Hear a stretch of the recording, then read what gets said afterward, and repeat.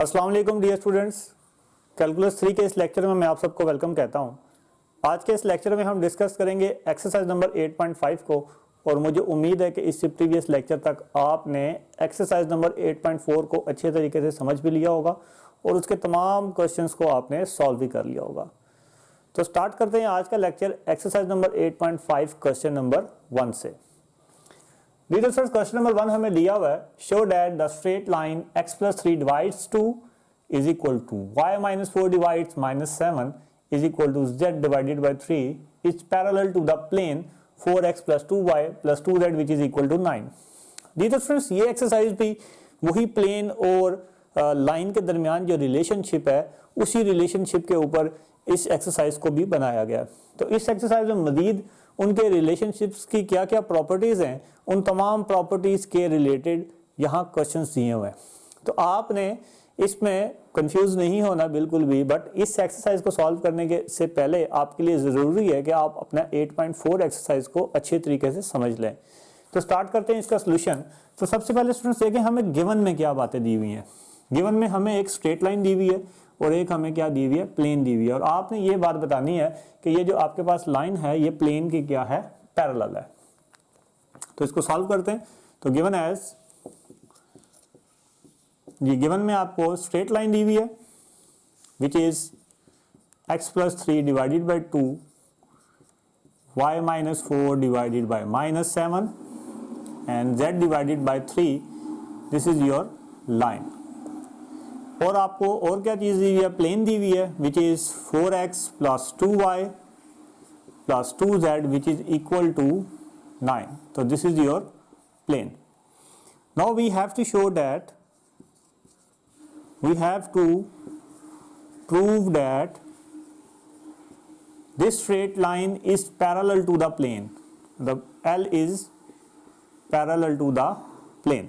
So you know that के direction ratios of the line, direction ratios of L are, L के direction ratios students क्या है हमारे पास, A1 is equal to 2 and B1 is equal to -7 and C1 is equal to आपके पास क्या आ जाएंगे 3। मतलब 2 -7 और 3 ये आपके पास क्या आ जाएंगे, डायरेक्शन रेशियोज आ जाएंगे। हमें इससे प्रीवियसली हम डिस्कस करके आए कि ये कैसे डायरेक्शन रेशियोज आएंगे। And direction ratios of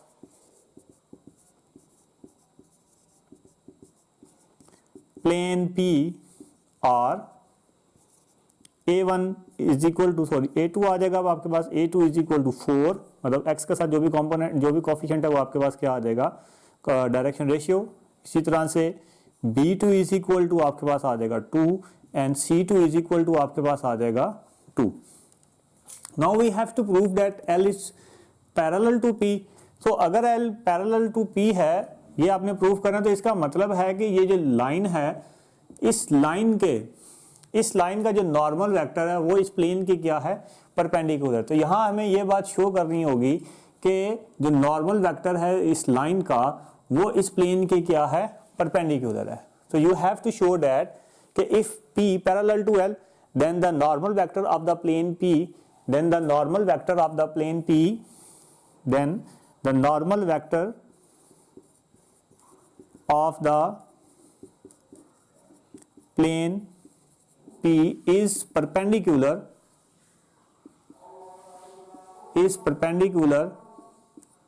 to the line L।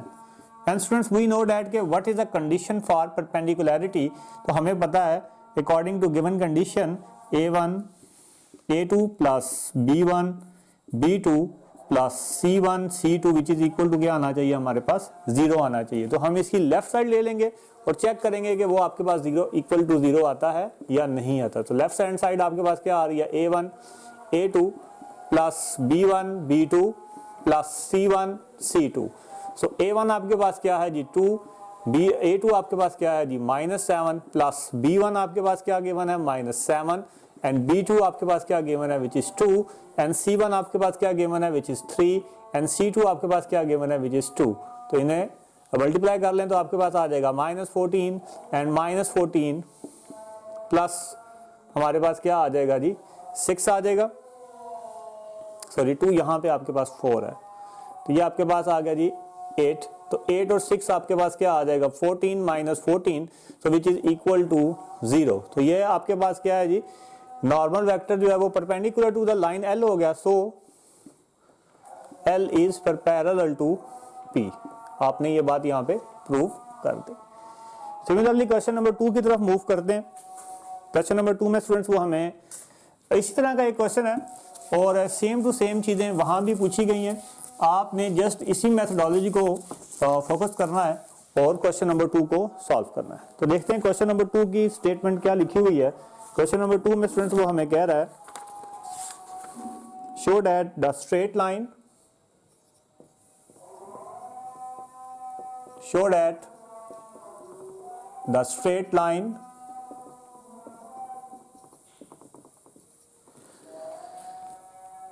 x divided by 1 is equal to y divided by 2 is equal to z divided by 3 is perpendicular to the plane, is perpendicular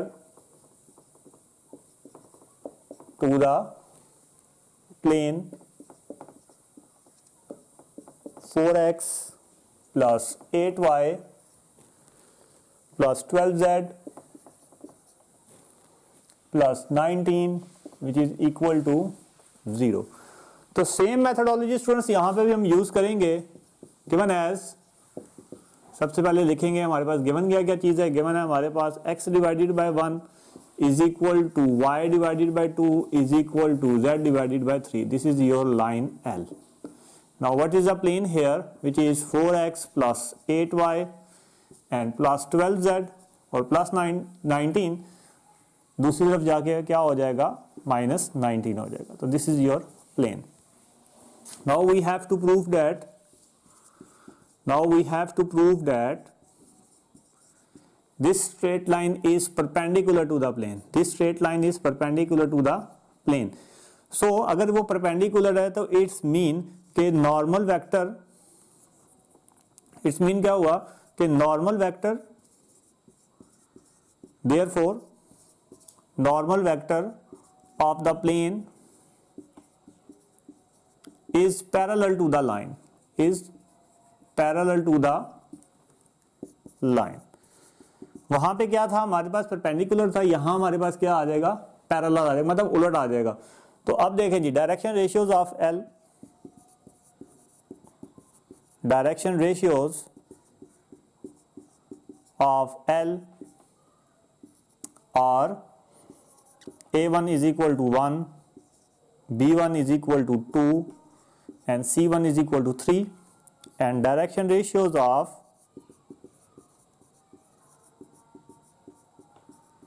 P are A2 is equal to 4, B2 is equal to 8 and C2 is equal to 12. So these are the direction ratios for L and P. Now according to the given condition, according to given condition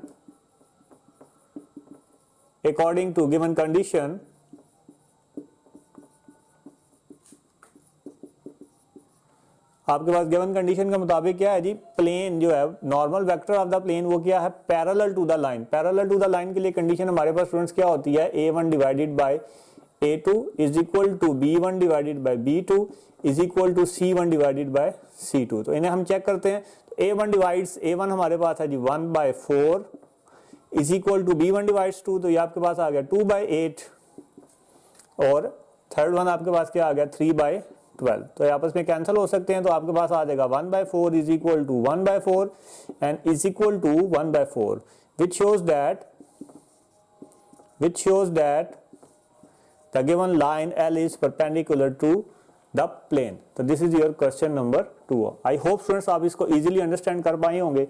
move करते हैं question number 3 की तरफ, which is जी। तो students अब बात करते हैं question number 3 के बारे में। तो क्वेश्चन नंबर 3 की स्टेटमेंट स्टूडेंट्स हमारे सामने लिखी हुई है कि find the conditions that the straight line x is equal to mz plus a, y is equal to nz plus b may lie on the plane ax plus by plus cz plus d which is equal to 0। हमने conditions find करनी है जिसमें ये straight line जो है वो लाई करे किस में, प्लेन में। तो सबसे पहले हम देख लेते हैं हमें गिवन क्या दिया हुआ है। Given the straight line and plane is, हमें स्ट्रेट लाइन क्या दी हुई है students, x is equal to mz plus a और y is equal to nz plus b। So यहां से विच एम्प्लाइज, यहां से आप z की वैल्यू फाइंड आउट कर सकते हैं लाइक दिस वन कि x minus a divided bye क्या आ जाएगा आपके पास m which is your z, and यहां से आप फाइंड आउट कर सकते हैं z की वैल्यू कुछ इस तरह से y minus b divided by n which is your equal to z। So these, अब यहां पे आप देखें कि इनकी लेफ्ट साइड इक्वल है तो इसका मतलब है कि राइट साइड भी इनकी इक्वल होगी। तो आप यहां पे क्या लिखेंगे, x minus a divided by m which is equal to y minus b divided by n। तो ये बोथ किसके इक्वल हैं, z के, और z के नीचे आप क्या लिख देंगे 1। सो यहां से ये किसी कांस्टेंट t के इक्वल आ जाएगा। सो ये सब आपस में इक्वल हैं तो यहां से आपके पास वैल्यूज आ जाएंगी x minus a is equal to mt, y minus b is equal to nt and z is equal to आपके पास क्या आ जाएगा, t आ जाएगा। तो which implies x is equal to a plus mt and y is equal to b plus nt and z is equal to आपके पास क्या आ गया जी, t आ गया। तो यहां से देखें जी आपके पास ये x, y और z की वैल्यूज आपके पास आ चुकी हैं with respect to another constant t। So now what is the given plane here? So given plane हमारे पास क्या है जी, ax plus by plus cz plus d which is equal to 0। तो जस्ट आपने क्या करना है, वैल्यूज को पुट कर देना है, x की जगह पे उसकी वैल्यू पुट करें तो वो क्या आ जाएगा a प्लस mt, y की जगह पे उसकी वैल्यू पुट करें तो वो क्या आ जाएगा b प्लस nt, और z की जगह पे उसकी वैल्यू पुट करें which is t and plus D which is equal to 0। तो यहां से आपके पास क्या आ जाएगा a plus amt, bb plus bnt plus ct plus cd which is equal to 0। So यहां पे आप क्या करें, अब t वाले सेपरेट कर लें और जो t के बगैर हैं उन्हें एक साथ कर लें। ये a bb और cd ये सब एक साथ कर लेंगे आप। तो ये आपके पास आ जाएगा bb प्लस सी डी और प्लस यहां इनमें से आप t को कॉमन ले सकते हैं, तो आपने t कॉमन लिया तो आपके पास आ जाएगा am plus bn and plus c which is equal to 0। So this is your required condition. इसे आप लिख सकते हैं a plus bb plus C D which is equal to 0 and am plus bn plus c which is equal to 0 which is your required condition.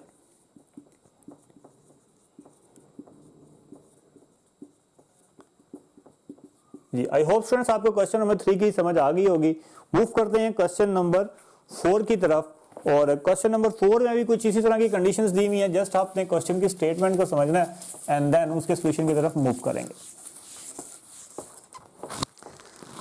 जी तो students question number 4 में कह रहा है कि determine the point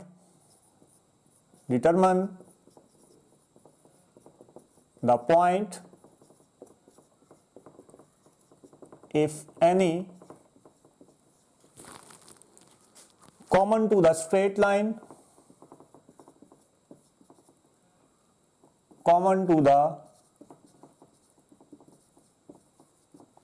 straight line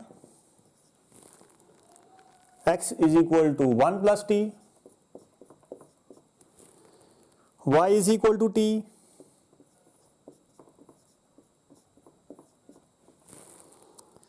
and y is equal to simple t हमारे पास, and z is equal to minus 1 plus t, and the plane, और आपको plane दी हुई है, and the plane x plus y plus z which is equal to 3। जी तो students इसके solution की तरफ चलते हैं। आपको स्टेटमेंट की समझ तो आ गई होगी। आपने पॉइंट्स को डिटरमिन करना है जो कि इस स्ट्रेट लाइन L और प्लेन में कॉमन होंगे। तो हम यहाँ पे सबसे पहले देख लेते हैं हमें गिवन में क्या दिया हुआ है। तो given the straight line is x is equal to 1 plus t, y is equal to t and z is equal to minus 1 plus t। जी तो स्टूडेंट्स अगर हमारे पास इस t की वैल्यू आ जाए तो हमारे पास ये मामला हल हो सकता है, हमें पॉइंट्स वहाँ से इजीली मिल जाएंगे क्योंकि हमें x y z ये पॉइंट ही चाहिए। तो हमें जैसे इस t की वैल्यू यहाँ पे चाहिए तो हम वो t की वैल्यू देखेंगे किस तरह से फाइंड आउट करेंगे। तो हम यहाँ कंसिडर करेंगे कि suppose the line lies on the plane, so the given points on the line must satisfy the plane। Satisfy का मतलब क्या होगा कि ये जो आपके पास पॉइंट्स हैं एक्स वाई जेड, इन्हें आपने क्या करना है, प्लेन के अंदर पुट कर देना है, तो वहां से आपके पास t की वैल्यू आ जाएगी। तो आप क्या करेंगे, since we have given x plus Y plus Z which is equal to 3, तो यहाँ पे आप क्या करेंगे, तमाम वैल्यूज को पुट करें तो आ जाएगा 1 plus T and plus minus 1 plus T which is equal to 0। इन्हें सॉल्व आउट करें तो ये आपके पास आ जाएगा 1 plus T minus 1 plus T which is equal to 3। तो यहाँ से ये प्लस 1 माइनस 1 आपस में कैंसिल हो जाएगा, तो t plus T which is equal to 3t which is equal to 3। तो t इज इक्वल टू आपके पास क्या आ गया, 1। सो द रिक्वायर्ड पॉइंट्स, सो हमारे पास रिक्वायर्ड पॉइंट्स स्टूडेंट्स यहाँ से क्या आ जाएंगे, so the required points are, जी हमारे पास रिक्वायर्ड पॉइंट्स कौन कौन से बन जाएंगे, which is 1 plus t comma t and minus 1 plus t, these are the required points। इसमें जस्ट आपने क्या करना है, t की वैल्यू को पुट करें तो आपके पास आ जाएगा 1 प्लस 1 and minus 1 प्लस 1। तो इन्हें जस्ट सॉल्व आउट करें तो आपके पास पॉइंट्स आ जाएंगे 2 1 and 0 which are the required points on the plane। तो आई होप स्टूडेंट्स आपको क्वेश्चन नंबर 4 की भी समझ आ गई होगी। मूव करते हैं क्वेश्चन नंबर 5 की तरफ। जी तो स्टूडेंट्स आप बात करेंगे क्वेश्चन नंबर 5 के बारे में। तो क्वेश्चन नंबर 5 की स्टेटमेंट है हमारे पास, find the equation of the plane through the points x1 y1 and z1 and through the straight line x minus a divided by l, y minus b divided by m and z minus c divided by n। So equation of the plane through the line, सबसे पहले ये आपको मालूम होना चाहिए कि equation of the plane through the line क्या है, उसके बाद हम नेक्स्ट स्टेप्स की तरफ चलेंगे। तो सबसे पहले हम देख लेते हैं कि हमारे पास गिवन क्या है। तो गिवन एज, सिर्फ स्ट्रेट लाइन आपको गिवन है which is x minus a divided by l, y minus b divided by m and z minus c divided by n। so any plane, ये आपने जुबानी याद रखनी है कि any plane through the line is, जो general होती है हमारे पास वो क्या है जी, a into x minus a plus b into y minus b plus c into z minus c which is equal to 0। so with respect to this straight line, with respect to this straight line एक और हमारे पास plane क्या आ जाएगी, al with the respect of these direction ratios, al plus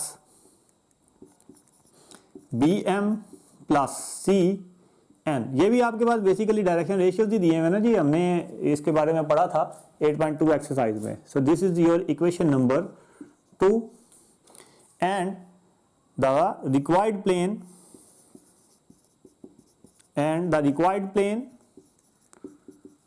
through the points x1 y1 and z1 is required plane जी हमारे पास क्या आ जाएगी students, a x1 minus a plus b, simply x को रिप्लेस कर दिया x1 के साथ, y को रिप्लेस कर दिया y1 के साथ, z को रिप्लेस कर दिया z1 के साथ। तो y1 minus a plus c z1 minus c which is equal to 0। Now students आगे सिंपली हमने क्या कर देना है, इन तीनों इक्वेशंस में से a b और c को एलिमिनेट कर देना है। सो eliminating A, B and C from equation number 1, 2, 3, we will get what we will get A, आपके पास आ जाएगा, ये एलिमिनेटिंग करना है आपने 1, 2, 3 में से, तो आपके पास आ जाएगा x minus A L and x1 minus A, similarly y minus B m and y1 minus B, and similarly आपके पास आ जाएगा z minus C n and z1 minus C, z minus c n and z1 minus c which is equal to 0। तो यहाँ से students आप इसे evaluate कर लेंगे।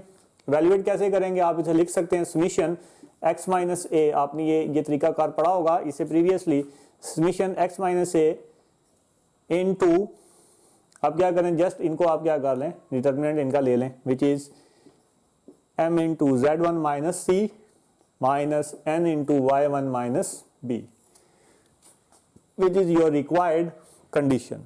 तो आई होप स्टूडेंट्स आपको क्वेश्चन नंबर 5 की भी समझ आ गई होगी। इससे नेक्स्ट ऑनवर्ड जितने भी क्वेश्चन है, क्वेश्चन नंबर 6 से लेके क्वेश्चन नंबर 10 तक आपको हैंड आउट्स दे दिए जाएंगे। आपने इन्हीं क्वेश्चंस को बेस बनाना है और हैंड आउट्स की मदद से आपने क्वेश्चन नंबर 6 से लेके क्वेश्चन नंबर 10 तक भी सॉल्व कर लेने हैं। तो आई होप स्टूडेंट्स आप एक्सरसाइज नंबर 8.5 अच्छे तरीके से सॉल्व कर लेंगे। 5 के बाद अगर आपको किसी भी क्वेश्चन में कोई प्रॉब्लम हो तो आपने मुझे कमेंट सेक्शन में ज़रूर बताना है और ग्रुप में ज़रूर बताना, ताकि आपको वो क्वेश्चन करवा दिया जाए। अल्लाह हाफिज़ and have a nice day.